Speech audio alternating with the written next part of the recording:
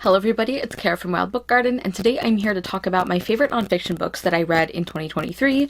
This is one of the last few sort of catching up for my favorites, so I'm just going to jump right into it. I'm going to put content warnings for the books I talk about down below, and when I do my favorites of the year, I never rank my nonfiction. I just don't find that helpful or possible. These are in absolutely no order. Beyond the Gender Binary by Alok Vaid-Menon.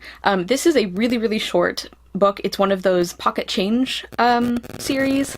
I don't remember if it's Scholastic who does it or another publisher, but they're very short books that are about different topics, different current kind of social issues, and this one is about, beyond the gender binary, and I think it's a really bright, really beautifully constructed book, and I think that the content is really excellent as well.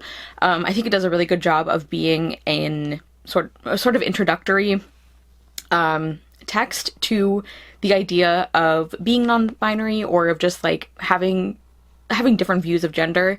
I just thought it did a really good job of making that accessible information. I think this is intended for a teen audience, and I think it definitely felt appropriate for that. And yeah, I think the author did a really great job of answering sort of some questions and common misconceptions, also making it very personable. Then I have Women, Race, and Class by Angela Y. Davis. I am so glad I finally read an entire book by Angela Davis instead of just little excerpts here and there. This is one of, I guess, her most famous works, although she's pretty well known in general, and it is exactly about the title. It is about the intersection of gender, race, and class. And I thought this was also really interesting in the way it was structured. It was kind of like a chronological series of chapters that each focused on a different topic, but also a different period in the fight for women's rights and for civil rights. And I thought it did that really well. I saw a couple people who, I don't know, who thought the writing style was a little more dry than they would have wanted. I really didn't find that. There are definitely some sections or chapters that are more, I guess, fact heavy than the others, but I never felt like it dragged down my experience. I actually was surprised at how really readable this one felt, especially because the chapters are kind of long. We have a whole Past It Classics discussion on this book, and I thought it was absolutely excellent, and a lot of it is still very applicable today. And I also thought she did a really great job of not just talking about these different intersections of identities and issues, but also how different struggles are going to affect people differently based on their background or based on their culture's history with something. One example that she addresses that with is with reproductive freedom, and the way that because Black women are a group who for a long time have been forcibly sterilized, that their, broadly speaking, their perspective on it is different than white women, and I thought that was really interesting and valuable. So yeah, just a classic for a reason. Next I have Agrippina, the Most Extraordinary Woman of the Roman World by Emma Southon. So this is a biography about Agrippina the Younger, who was an influential Roman woman, one of the few that we actually have some documentation of. And as you guys know, I love Emma Southon. I talk about her quite a lot, and this is a more straightforward biography than the other books I've read from her. I'm generally a sucker for a historical biography of an interesting woman who deserved more attention. That's kind of right up my alley.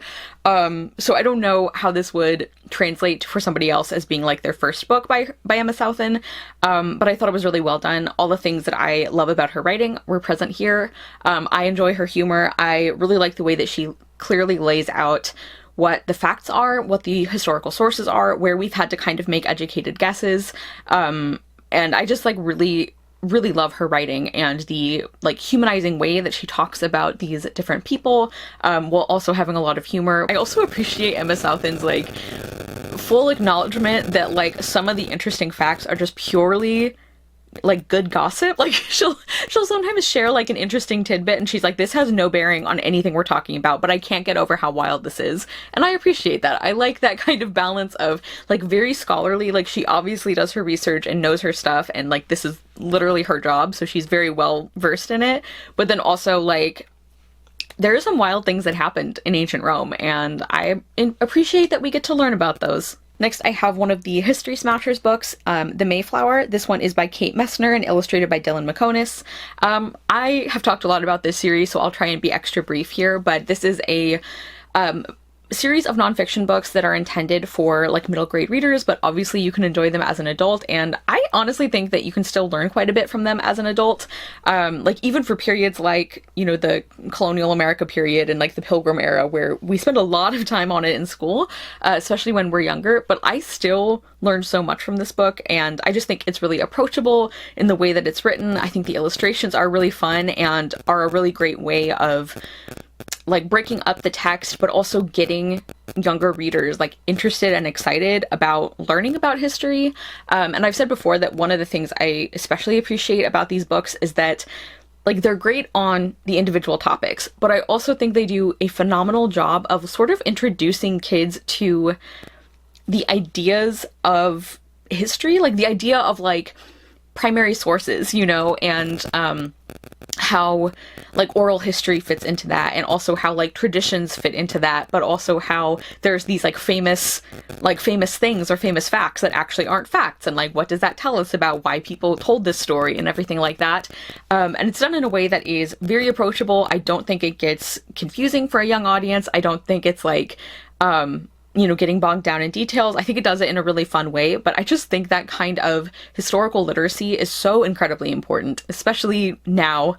And so I really appreciate that these books are some of the books that are doing that. Next, I have The Master's Tools Will Never Dismantle the Master's House by Audre Lorde. This is another classic nonfiction work by a Black feminist and womanist author, and this is a very short essay. I think the edition I read maybe had the title essay and maybe one other, I don't remember. But Audre Lorde is another writer and thinker who I had read like small excerpts of through various classes and things, and I'm so glad I finally read a complete essay or a couple essays of hers, because this was phenomenal. Like, I feel kind of silly even reviewing Audre Lorde because like she is still held up, rightly so, as like one of the, I don't know, like seminal essayists of the last however many years. I do genuinely think this is one of the most fantastic essays that I have read. I think her writing style is such a perfect blend of like poetic, but also very raw and very real, and also very practical. Like, it doesn't ever feel like overly flowery. It doesn't distract from these really important topics she's talking about with, you know, racism and sexism and misogyny and complicity and privilege, and how you can benefit from it in some ways, even if you are marginalized in others, like specifically with white women, for example. Yeah, I really think this was a phenomenal essay. I'm so glad I read it, and I definitely want to read more nonfiction by Audre Lorde. Next, I have Consumed by Aja Barber. This one I specifically read because my friend Olivia Savannah picked it as for my 12 books, 12 friends list. And obviously I loved it because it's on this list. I'll put the like full subtitle in captions, but basically this book is about the intersection of colonialism with capitalism, with like climate change and like fast fashion and like a lot of different things that are actually all the same thing. Like at least they're the same kind of root problem. And I think she did a fantastic job of like making that point and showing that. And part of her like background, her work background is in the fashion industry. So that is one of the primary examples that she kind of uses, but I think that the things that she talks about apply really widely to just consumerism in general. And I just thought this was such a great example of how you can have a book that deals with the ideas and the topics and, you know, research and statistics and all of that, but not in a way that is hard to get through. It's still very personable, but also has truly helpful, useful, concrete tips and suggestions and ideas. Like something I mentioned in my wrap up is she's really great about identifying places where like not everybody is going to have the same options. So not everybody is going to have the same things that they can do. And that's okay. Like, to recognize that is okay. Like, one thing she said is that when she's talking about the huge problem of fast fashion in the US, or just like Western countries in general, she's like, I am specifically not speaking to plus-sized people for the very simple reason that they have so few options that they literally can't be part of the problem. Then I have The Advocate's Bible, and this was put together by a group called Catholics for Choice. It's a nonprofit that is, as you can probably guess, it's about being Catholic and standing for reproductive freedom, not in spite of your faith, but because of it. It's a really wonderful group. They do a lot of really, really important work. And so this is their very short kind of pamphlet slash very short nonfiction book about like not really their organization, although that is part of it, but just about like how you can be a Catholic for choice. And this is a very interesting book in terms of its audience, because it is both fairly specific, but also a lot more widely applicable than I maybe would have thought. Because like, yes, it is looking through the lens of like Catholic social teachings and values and everything. But the book itself is designed to be useful for not just Catholics who are in favor of reproductive freedom and reproductive healthcare rights, but also people who maybe work with Catholics. If I think of it, I'm actually going to link the wrap-up where I review this one, because I don't feel like I'm doing it justice right now. But I just think it was a really excellent compilation of facts and statistics, but also like the theological underpinnings for their argument, for their beliefs. I think it provides some really, really important perspective on the issue of reproductive freedom and how it has been co-opted by the religious right here in the US. Like one thing I mentioned in my wrap-up is that one of the statistics they talk about is that Catholics are actually the most pro-choice Christian denomination in America, but you would never know that from how it's covered and from the unfortunately very high profile, powerful people who are Catholics and who are very much in favor of repressing reproductive freedom. So anyway, there's a lot obviously to get into with that topic, and I think they do a really great job with it. Threads of Life by Claire Hunter, The History of the World Through the Eye of a Needle. This is one of those like classic like Kara books, because it is a nonfiction, of course, and it is all about women's work. Like it's about basically the feminism inherent in celebrating women's work and women's art and like crafts, and even how the word craft is used for things that women do as opposed to art, which tends to be what men do. Yeah, so this book is a celebration of the like untold generations of women who have created art with thread.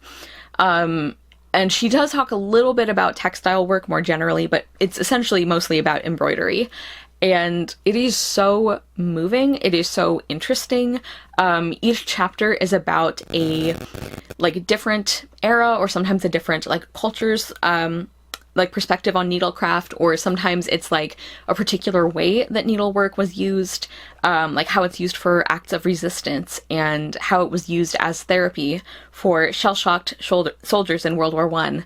Like there's so much that this book covers in a way that I think is so beautifully told, so compassionate, so like the love that this book has for the work that women have always done is just like really, really moving. And obviously I like loved that. I resonated with that. I also have to specifically recommend the audiobook if that's an option for you, especially if you are a crafter and you're like crafting while you listen to it. It is just absolutely top tier experience. The author is Scottish, and the narrator who she got to narrate the book is also Scottish. She has an absolutely gorgeous voice, and it's just a delight. It's so profound to hear about all of these different cultures and time periods and individuals and movements that are about like celebrating the impact of women and girls and the kind of work and art that they do. So absolutely love that one. Fallout by Steve Sheinkin. This one also has a subtitle that I don't remember, so I'll put that in captions. This is one of the like outliers on this list. Like I never would have picked this up by myself because it is a nonfiction book specifically about the Cold War, and that is not a time period that I have any interest in usually. But this was as part of one of my reading projects that I did, and I'm so glad that I picked this up because it was so good. This is about, as I said, the Cold War, but specifically about the kind of lead up to that and the duration, and a little bit about how it sort of faded out, thankfully. And one of the specific things that this book really like focuses on is like how terrifyingly close we got, like that the world got. And I just found this a fascinating book. I learned so much about it, which is perhaps not surprising given that it's not a time period I usually seek out books for. But I found it incredibly readable and approachable. This is actually another one I listened to on audio, and I thought that was excellent.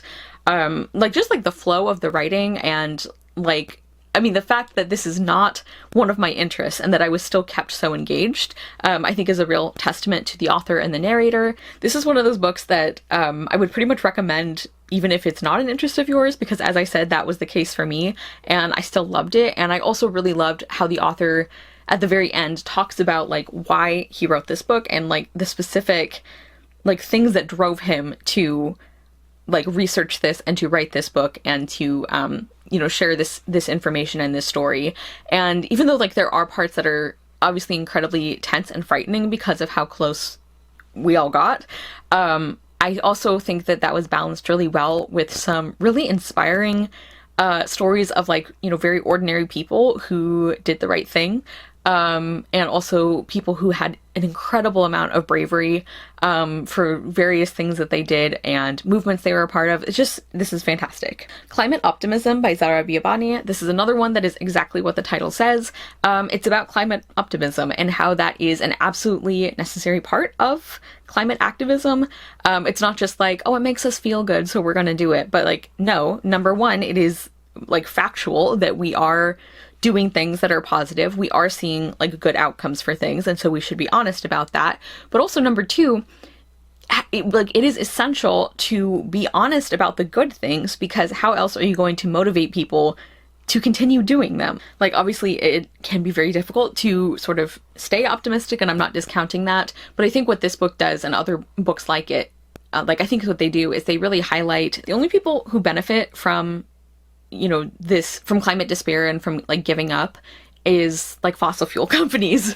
Like, it is in their best interest to make everybody think it's too late, because then they're not going to get in trouble for anything. Like, they're not going to get sued. They're not going to experience any other kind of unpleasant like outcomes. They're not going to get punished for anything if they manage to convince all of us that there's nothing we can do. There are still things that we can do and that we are doing. And that's what this book really focuses on, is those kind of success stories and like the huge number of like creative ways that different people in different countries and cities and different regions like have come up with to start doing better. And this is just a book that I personally really needed. I think a lot of us need this kind of thing. And again, it's just like, it's not only true that we are doing good things and we should talk about those, but also it is an absolutely necessary part of continuing to make positive change. Next, I have Everything You Wanted to Know About Indians But Were Afraid to Ask by Dr. Anton Choyer. This is, as you can probably tell, a fairly humorously written book, and it is set up as a series of answers to questions that he has either gotten or he's gotten a variation of, or he just knows is something that people wonder about for Native American peoples, and he answers them. They are grouped kind of by topic or subject, and I just thought this was such a great, I feel like I've used the word resource a lot, but this was another one that was a really great resource while also being incredibly engaging and readable. I also like that there is some really like practical like information or suggestions. Like, some of the questions that he answers are like things about like which like name to use, or like the fact that a band, like different nations, like different Native nations having different bands that are identified, that is like purely a European colonizer thing. And so for like the vast majority of Native peoples, band doesn't really matter as a label, which I thought was so interesting. So there's like really practical like information like that, and also more like big picture things. And I think he does a great job of like tackling some of these really difficult questions, or ones that have really messy answers, or that don't really have an answer. Like, there are a few times where he does a great job of like explaining the question and kind of the reasoning behind it, and like, here's sort of the way that I look at it, that other Native people have looked at it, but like, this isn't like a one and done thing. And I think that's really important too, is to like acknowledge when there are things that you can't just answer in a Q&A. And also, like I said, it was very funny. And so I always think it's cool when you can have a nonfiction book that is so important, that is so useful, and that also is, fun or engaging to read. The Wonders We Seek by Sadia Faruqi. This is one of those beautifully illustrated nonfiction books for younger readers that is a category that I love. And specifically, this is about different Muslim figures from history and the kinds of things that they did to change the world and to make a difference. And this was just really beautiful. One of my favorite things about this one specifically is that so many of the entries highlight the deep connection between these Muslim people's beliefs and their pursuit of the sciences and their questions and like seeking information about the world we live in, because Islam is one of several religions where pursuit of knowledge and like exploring the natural world and wanting to understand and asking questions about it is actually a form of worship and honor and stewardship. And I love that that was emphasized here. I think that is so important. I think that is something that even we as adults can be reminded of, especially in different like Western countries where that false dichotomy of like science versus religion comes up a lot. And so I really like that this book didn't do that. I learned a lot about these different figures. I thought the illustration and the colors and the layout was beautiful. Highly recommend. American Prophets by Jack Jenkins, The Religious Roots of Progressive Politics and the Ongoing Fight for the Soul of the Country. This is one that I did as part of my 5-star TBR predictions, so I will link that video. So this book specifically focuses on American politics and how that has intersected with religion, but specifically for the religious left. And as I said for an earlier book on this list, in the US, the combination of religion and politics has been almost entirely co-opted in terms of like the way that we think and talk about it by the religious right. And so this book is really showing that, in fact, that every major progressive movement in the United States had religious roots, or has religious roots. And he goes through different examples, he goes through different times where that was true. And it is like weighted towards Christian denominations, but he does also have sections and chapters on other belief systems as well. And yeah, like I just thought this was so well written, so important as like a nonfiction book. Like this is still something that I think not enough people write about or talk about, or at least we just don't hear about it as much as we should. So this was very validating to read, and once again, I learned a lot and I really enjoyed it. Next, I have Prequel by Rachel Maddow. I think the subtitle for this one is An American Fight Against Fascism. Yet another very topical book on this list. And so Rachel Maddow wrote this book about the like pre-World War II and into World War II period in the US, where there actually was a huge pro-Nazi movement in the US, like that were very much in favor of fascism and Hitler, and there were like a disturbing number of people who were a big fan of those ideas, and once again a disturbing number of them were in the US government. And so Rachel Maddow talks about how like these incredible stories of like regular people, like some of these people were already involved in like movements or in politics or things like that, but a lot of them were just like random people random American citizens who like stood up and was like, actually no, we should not be doing this, and like the kinds of things that they did to fight back. And so even though this book obviously deals with some pretty heavy topics, I actually found it a really, really hopeful and positive book overall, because it's all about like, not that like, oh, things won't be that bad or things haven't gotten that bad, but like when it does get bad, we can fight back and we can beat it because we have done that before. Like people have done that before, and that is not at all to undercut how serious things are.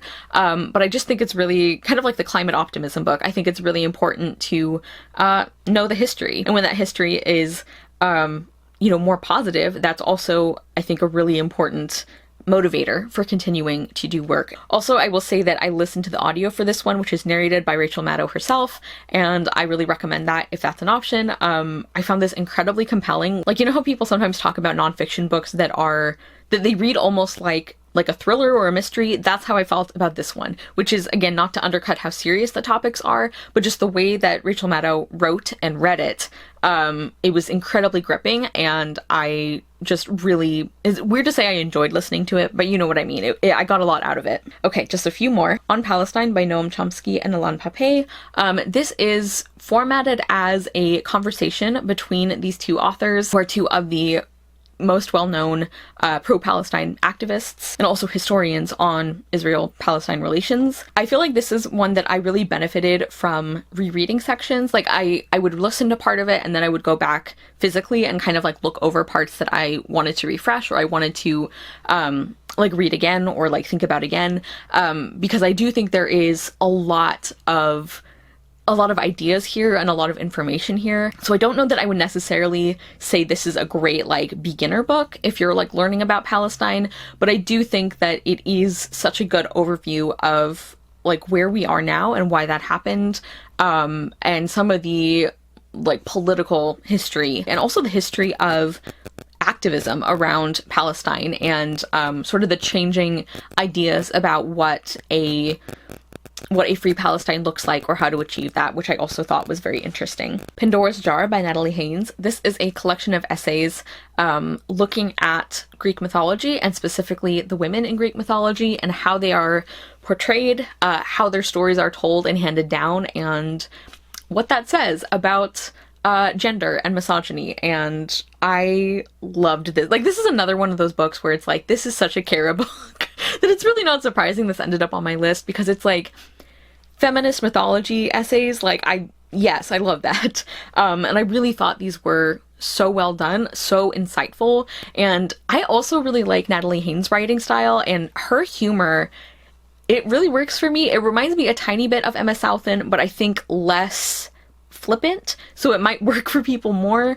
And it's very like very dry sense of humor, and I just really adored the way that she chose the different women to talk about, the way that she introduced their stories, the way that she connected the women of Greek mythology to just general societal like perceptions of like women and gender. Like, these are just such smart essays that I found incredibly compelling, very interesting and well written. And I also mentioned in my wrap up that like I think me and Natalie Haynes have some very similar opinions about like different figures from Greek mythology, so that also helps. But just in general, I thought these were fantastically well done, and I can't wait to try her fiction. How the Word is Passed by Clint Smith. This is another one that a friend chose for me for my 12 Books, 12 Friends. This was picked for me by my friend Kelly from Cozy Reader Kelly, and this was like everywhere. So like I finally have also read it, and it is just as amazing as everyone said. The book is structured as Clint Smith traveling around to, I think it's like 7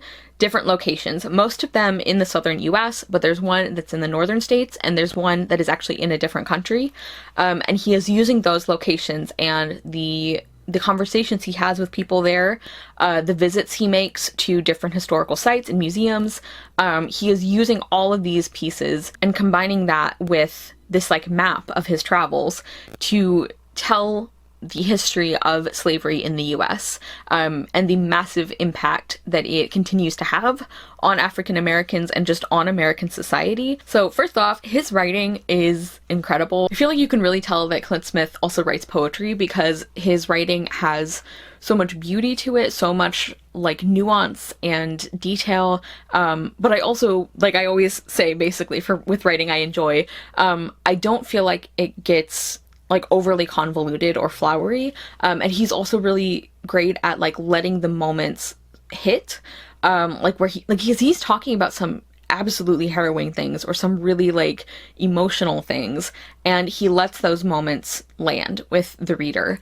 And when he's like talking to people, like when he's interviewing them or having a conversation with them, he really like he does sort of like initiate like the conversation, and he will like respond and ask for, you know, clarification and things like that, but he really like lets the people talk in their own words. And then like in the essay portions, he like talks about the things that they said, but he really like incorporates the different places he went, the different like museums, the different people. Like he incorporates all of that into his own writing and his own like analysis and perspective in a way that is just absolutely seamless. I have heard multiple people say that this is a book that they would pick as like, if I could make, you know, everyone in the US read one book, it would be this one. And I absolutely understand why, because it is so effective at what it does, and it highlights these different historical places and people and moments in time, but he also ties those things inextricably to America today.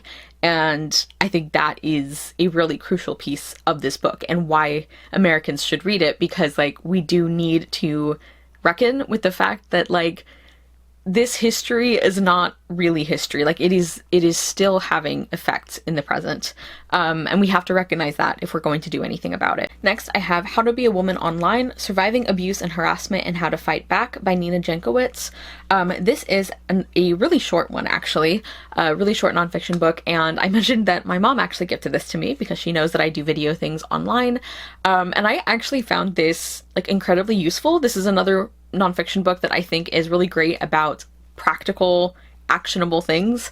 And it is obviously like really sad and infuriating that like we need to have handbooks about like how to exist on the internet if you are a woman or if you are another you know, marginalized gender or group or anything like that. So it sucks that we even need these, but I think this is a really useful one and a really good one. And it was also validating to read this book and to see other people talking about this problem. So yeah, this is like a very practical item on this list, but I do definitely recommend it. And I also think it does a really good job of like, as she is giving you these different like examples and like tips and, you know, things to do online, I think it does a good job of talking about the broader societal problems too. Like that is not the primary focus of this book, but I think those underpinnings are there. And I think they were very effectively written as well. And then finally, the last one on my list is Hear Our Voices by Radhika Natarajan. This is another one of those gorgeously illustrated middle grade nonfiction books, and specifically this one, I don't think I've seen another book that has this specific focus, but I love it. So it is a collection of sort of miniature biographies, and specifically it is a history of the British Empire through the voices of different people from different colonized places. Like, so that is how this book tells the history of Britain, is by using the words of the people who were most affected by the empire because they were in the places that were colonized. And I just think that is so brilliant. I really loved the variety of perspectives this book had. There were some that I knew about, some people that I knew about, but there were a lot that I didn't. And also because this book is highlighting these like different like activists and heroes and fighters and all of that, it is a very like, it's a series of like inspiring and positive stories, but all of that is also like grounded in the reality of like what they were fighting against. And, you know, this book very much does criticize empire and colonialism and everything. So I think this is another one that is a really great, like approachable, age appropriate way for kids to learn about these like big ideas and big things and, you know, serious ideas. But it's also through the lens of like celebrating history. And I think that's really cool. So that was so much talking. I was not as concise as I wanted to be, but I think considering how many books I had on this list to talk about, I think that was pretty good. That's what I'm going to say. So those are my favorite nonfiction books that I read last year. I had a ton, obviously. So let me know if you've read any of these, if you're interested in any of them. We have quite a variety here, so I hope you found at least one or two that pique your interest. And yeah, just lots of great nonfiction. Thank you guys so much for watching. I will see you soon with another video, and I hope you love the next book you read. Bye!